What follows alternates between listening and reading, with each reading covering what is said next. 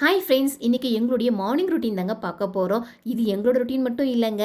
யாரெல்லாம் ஆடு மாடு வளர்க்குறாங்களோ அவங்களோட ரொட்டீனும் இப்படி தான் இருக்கும். புதுசாக வளர்க்கணும்னு சொல்லி ஆசைப்படுறீங்க பாருங்கள், உங்களோட மார்னிங் ரொட்டீனும் இனிமேல் இப்படி தாங்க இருக்கும். ஸோ என்னெல்லாம் பண்ணுறோம் அப்படின்னு சொல்லிட்டு வீடியோவை ஸ்கிப் பண்ணாமல் பாருங்கள்.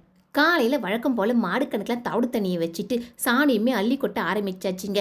எப்படா இந்த மழை வரும் அப்படின்னு சொல்லி ரொம்ப நாளாக எதிர்பார்த்துக்கிட்டே இருந்தோம்மா. கடைசியில் நேற்று சாயந்தரம் நல்லா இருட்டிக்கிட்டு மழை வர மாதிரி இருந்துச்சிங்களா. வழக்கமாக நாங்கள் மாட்டெல்லாம் கட்டுத்தரையே தான் கட்டி வைப்போம். மழை வந்தால் மட்டும்தான் நாங்கள் கொட்டாவில் பிடிச்சி கட்டுவோம். அந்த போல் நேற்று கொட்டாவில் பிடிச்சி கட்டிட்டோம். நாங்கள் எங்கள் கொட்டாயை 12க்கு 22 அப்படிங்கிற சைஸில் தாங்க போட்டிருக்கோம். பெரிய சைஸ் மாடு 10 கட்டணும் அப்படின்னா கொஞ்சம் கஷ்டமாக தான் இருக்கும். ஆனால் எங்ககிட்ட பார்த்தோன்னாக்கா பெரிய சைஸ் மாடு கண்ணுக்குட்டி அப்படின்னு சொல்லி எல்லாம் கலந்து கட்டி இருக்குது அப்படிங்கிறதுனால எங்களோட மாடு எல்லாமே பார்த்தோன்னாக்கா தாராளமாக கொட்டாவில் கட்டுற மாதிரி தாங்க இருந்துச்சு. மழை பார்த்தோன்னாக்கா ரொம்ப அதிகமாகலாம் பெய்யலைங்க, திட்டமாக தான் பெஞ்சுது. ஆனால் நல்லா காற்றடிச்சுது. காலையில் பார்க்குறோம் கொட்டை ஃபுல்லாக பார்த்தோன்னு வச்சுக்கோங்களேன், மாடு போட்ட சாணமும் சிறுநீர் அப்புறம் மழை தண்ணி நேற்று மாட்டுக்கு போட்டு போனோம் பாருங்க தீவனம், இது எல்லாம் பார்த்தோன்னு வச்சுக்கோங்களேன். எல்லா மாடும் நல்லா துவச்சி மிரிச்சு கொட்டாயே பார்த்தோன்னாக்கா ரொம்ப அழகாக இருந்துச்சுங்க.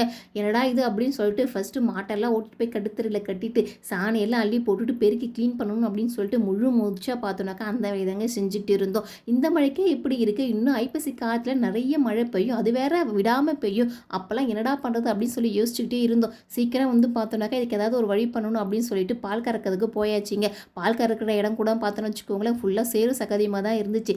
இதுவே பரவாயில்லைங்க. நாங்கள் பார்த்தோன்னா இந்த இடத்துலலாம் கொஞ்சம் மண் அடித்து வச்சுருக்கோம், அதனால் இப்படி இருக்குது. சப்போஸ் அதுவுமே நாங்கள் பண்ணலைன்னு வச்சுக்கோங்களேன், எங்கெல்லாம் பார்த்தோன்னாக்கா காலையே வைக்க முடியாத அளவுக்கு பார்த்தோன்னாக்கா ஒரே குட்டையும் சேருமாக தான் இருந்திருக்கும். இந்த மழைக்கே குட்டியாக 2 குட்டை உருவாயிடுச்சு. இன்னும் வரப்போகிற மழைக்கு என்னெல்லாம் உருவாக போதே தெரியலையே அப்படின்னு சொல்லி நாங்களுமே பால் கறக்க வந்துட்டோங்க.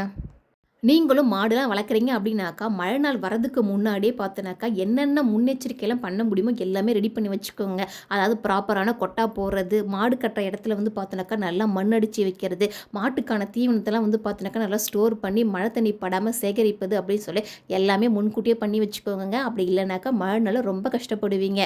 பொதுவாக பால் கறக்கிறப்ப கண்ணுக்குட்டி தாங்க தொல்லை பண்ணும். ஆனால் எங்கள் வீட்டில் இந்த பூனைக்குட்டி தொல்லை தாங்கவே முடியல, பால் கறக்கவே விட மாட்டேங்குது.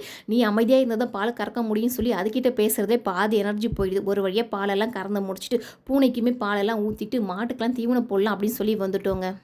மழை பெஞ்சதால் பில்லுலாம் பார்த்தோன்னாக்கா ஒரே ஈரமாக இருக்குமா, அதனால் மாடை மேய்ச்சலுக்காக வெளியுமே ஓட்டிகிட்டு போக முடியாது.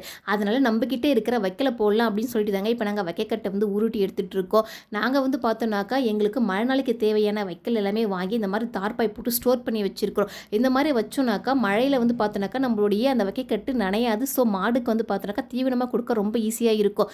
இந்த மாதிரி நம்ம ஸ்டோர் பண்ணி வைக்கலன்னு வச்சுக்கோங்களேன், மழை நாளில் ரொம்ப கஷ்டப்படுவோங்க. ஸோ முடிஞ்ச அளவுக்கு நீங்களும் இந்த மாதிரி ஸ்டோர் பண்ணி வச்சுக்கோங்க. மழை நாள் வந்துட்டாலே தீவனத்தோட விலைவாசிலாம் அதிகமாகிடுங்க. அதுலேயும் இந்த வைக்கக்கட்டு எல்லாம் ஒரு கட்டே பார்த்தோன்னாக்கா 300 வரைக்கும் விற்பாங்கங்க. ஸோ முடிஞ்ச வரைக்கும் வெயில் நாளே பார்த்தோன்னாக்கா நமக்கு தேவையான தீவனத்தை எல்லாத்தையுமே வாங்கி இந்த மாதிரி ஸ்டோர் பண்ணி வச்சுக்கிட்டோம்னாக்கா ரொம்பவே யூஸ்ஃபுல்லாக இருக்கும். ஆட்டை மாட்டை வாங்கி போட்டோமா, கடுத்தரில் கட்டி விட்டோமா, நானும் ஆடு மாடு வளர்க்குறேன் அப்படின்னு சொல்லிட்டுலாம் இருந்துட முடியாதுங்க. அதுக்கு பார்த்தோன்னாக்கா நம்ம தனியாக எஃபர்ட் போடுற மாதிரி இருக்கும். எந்த வேலை எப்படி இருந்தாலும் காலையில் பார்த்தோன்னாக்கா சாணிலாம் அள்ளி கொட்டிட்டு மாடு கணக்கு தவிடு தண்ணிலாம் வச்சுட்டு பால் கறக்கணும். அப்புறம் அதோடைய கடுத்தறிலாம் பார்த்தோன்னு வச்சுக்கோங்களேன், எப்பயுமே நல்ல ஈரப்பதம் இல்லாமல் காஞ்ச மாதிரியே வச்சுக்கணும். அப்படி இல்லைனா அங்கேயுமே பார்த்தோன்னாக்கா நமக்கு நோய் ஸ்ப்ரெட் ஆகிற மாதிரி இருக்கும். ஸோ இந்த மாதிரி நிறைய எஃபர்ட் போட்டு பார்க்குற மாதிரி தாங்க இருக்கும். அதுலேயும் மழை நாள்லாம் வந்துச்சுன்னு வச்சுக்கோங்க, இன்னும் நம்ம எக்ஸ்ட்ரா எஃபர்ட் போடுற மாதிரி தான் இருக்கும். ஏன்னா மழை நாள் வந்தாலே மாடுகளுக்கு நிறைய நோய் தக்குதெல்லாம் ஏற்படுங்க. அதுலேயும் குறிப்பாக பார்த்தோன்னாக்கா இந்த கால் கோமாரி, வாய் கோமாரி, அப்புறம் மாடு பால் கறந்துச்சுன்னா அதில் பார்த்தோன்னா மடி நோய் அப்படின்னு சொல்லிட்டு இதெல்லாம் வருமா. அது எல்லாத்தையுமே நம்ம சரி செய்கிற மாதிரி முன்னாடியே அதுக்கான மருந்தெல்லாம் நம்ம வாங்கி ஸ்டோர் பண்ணி வச்சுக்கணும். சப்போஸ் நம்ம அப்படி பார்க்காம விட்டுட்டோம் அப்படின்னாக்கா மாட்டை குணப்படுத்துறது நமக்கு ரொம்ப கஷ்டமாயிடுங்க. சில சமயம் நமக்கு மாடு இழப்பு கூட ஏற்படும். அதனால் மழை நாளில் மாட்டெல்லாம் பார்த்தோன்னாக்கா நம்ம ஜாக்கிரதையாக பார்த்துக்கணுங்க. முடிஞ்ச வரைக்கும் பார்த்தோன்னாக்கா மாடுகளை மழையில் கட்டாமல் சேத்துல கட்டாமல் பார்த்தாலே போதுங்க, நிறைய நோய்களை நம்ம தவிர்க்கலாம். அடுத்ததாக மாட்டுக்கு நம்ம மழை நாளில் ஈரமான பில்லை உணவாக கொடுத்தோன்னு வச்சுக்கோங்களேன், அதை சாப்பிடக்கூடிய மாட்டுக்கு தொண்டையில் தாள் கட்டிக்கும் அப்படின்னு சொல்லுவாங்கங்க. அந்த மாதிரி நமக்கு தாள் கட்டிக்குச்சின்னு வச்சுக்கோங்களேன், மாடு சரியாக உணவு எடுக்க முடியாது. சாப்பிடாம மாடு பார்த்தோன்னா இழைச்சி போயிடும். அப்புறம் அதுக்கு தனியாக ட்ரீட்மெண்ட் பண்ணுற மாதிரி இருக்குங்க. ஸோ ஈரமான பில்லை பார்த்தோன்னாக்கா மழை நாளில் போடுறத தவிர்க்கணும். ஒன்று பில்லை முதல்லே அறுத்துட்டு நல்லா பார்த்தோன்னாக்கா நிழலில் உலர வச்சு ஈரெல்லாம் போனதுக்கப்புறம் போட்டோம் அப்படின்னாக்கா இந்த மாதிரி பிரச்சனையை நம்ம அவாய்ட் பண்ணலாம். அப்படி இல்லை அப்படின்னாக்கா நம்மக்கிட்ட வைக்க இருந்துச்சுன்னா அதை போட்டு ஓகே பண்ணிக்கலாம். அப்படியும் இல்லைனாக்கா நம்மக்கிட்ட அடர் தீவனம் இருந்துச்சுன்னா அதை கொடுத்து பார்த்துக்கலாம். அப்புறம் நம்மளுடைய மாடு வந்து மழை நாள்ல கண்ணு போட்டுச்சுன்னா, அந்த மாட்டையும் கூடவே கன்னுக்குட்டி இன்னும் கொஞ்சம் எக்ஸ்ட்ரா கேர் எடுத்து பார்த்துக்கணுங்க. முடிஞ்ச வரைக்கும் நம்மளுடைய மாடு வந்து பார்த்தோன்னா, கரெக்ட்டா தீவனம் எடுக்குதா, அப்புறம் சாணி கரெக்ட்டா போடுதா, சிறுநீர் கரெக்ட்டா கிடைக்குதா, நடக்கிறப்ப கால் தாங்காம இருக்கா அப்படின்னு சொல்லி நம்ம ரெகுலரா செக் பண்ணிட்டு இருந்தாலே போதுங்க. எல்லா நோயுமே பார்த்தோன்னாக்கா நம்ம வந்து தவிர்த்துடலாம். அப்புறம் நேத்து அடிச்ச காத்துல எங்களுடைய வாழைக்குலைலாம் சாஞ்சு போயிடுச்சுங்க. கூடவே பார்த்தோன்னாக்கா நட்டு வச்சிருந்த மரவள்ளியுமே ஃபுல்லா வந்து பார்த்தோன்னா டேமேஜ் ஆயிடுச்சு. சரின்னு சொல்லி வாழைக்குலைய மட்டும் வெட்டி எடுத்துக்கிட்டு, கறந்த பாலையுமே எடுத்துட்டு வீட்டுக்கு கிளம்பிட்டோங்க. ஓகே ஃப்ரெண்ட்ஸ், உங்களுக்கு இந்த வீடியோ பிடிச்சிருந்துச்சுன்னா மறக்காம லைக் பண்ணுங்க, கமெண்ட் பண்ணுங்க, ஷேர் பண்ணுங்க அண்ட் சப்ஸ்கிரைப் பண்ணுங்க. Thank you.